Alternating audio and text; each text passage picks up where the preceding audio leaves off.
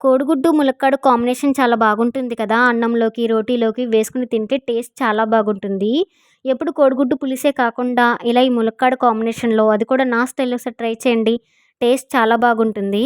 మషాలాలు లేకుండా చాలా ఈజీగా ఈ కర్రీని రెడీ చేసుకోవచ్చు. ముందుగా 2 ములక్కాడలను ఇలా ముక్కలుగా కోసి పక్కన పెట్టాలి. అలాగే 2 కట్ చేసిన పచ్చిమిర్చి, 2 మీడియం సైజ్ ఉల్లిపాయలు, కొంచెం కొత్తిమీర, ఒక మీడియం సైజ్ టమాటా, అలాగే ఉడికించిన కోడిగుడ్లను తీసుకోవాలి. ఇలా ఒక్కొక్క కోడిగుడ్డుని తీసి ఘాట్లు పెట్టుకోవాలి.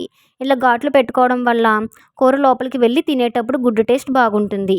ఇప్పుడు ఒక బౌల్‌లోకి ఒక చిన్న నిమ్మకాయ సైజ్ అంత చింతపండుని తీసి నీళ్లు పోసి నానబెట్టుకోవాలి. ఇప్పుడు కడాయిలో ఆయిల్ వేసి హీట్ చేసుకోవాలి.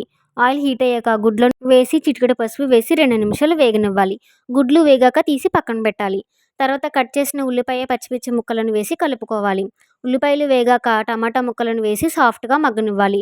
టమాటాలు మగ్గాక ముందుగా మనం కట్ చేసిన ములక్కాడ ముక్కలను వేసి ఒకసారి కలిపి మూత పెట్టి మగ్గించుకోవాలి. ములక్కాడలు పూర్తిగా మగ్గాక ఒక స్పూన్ కారం, రుచికి ఉప్పు వేసి కలుపుకోవాలి. తర్వాత నానబెట్టిన చింతపండు రసాన్ని వేయాలి. అలాగే ఒక చిన్న గ్లాసు వాటర్ వేసి కలిపి మూత పెట్టి 2 నిమిషాలు లో ఫ్లేమ్‌లో ఉడకనివ్వాలి. 2 నిమిషాల తర్వాత గుడ్లను వేసి కలిపి మరో 5 నిమిషాలు ఉడకనివ్వాలి. ఫైనల్‌గా కొంచెం కొత్తిమీర వేసి కలుపుకుంటే మన కోడిగుడ్డు ములక్కాడ పులుసు రెడీ. నా వీడియో నచ్చితే లైక్ చేసి సబ్స్క్రైబ్ చేసుకోండి.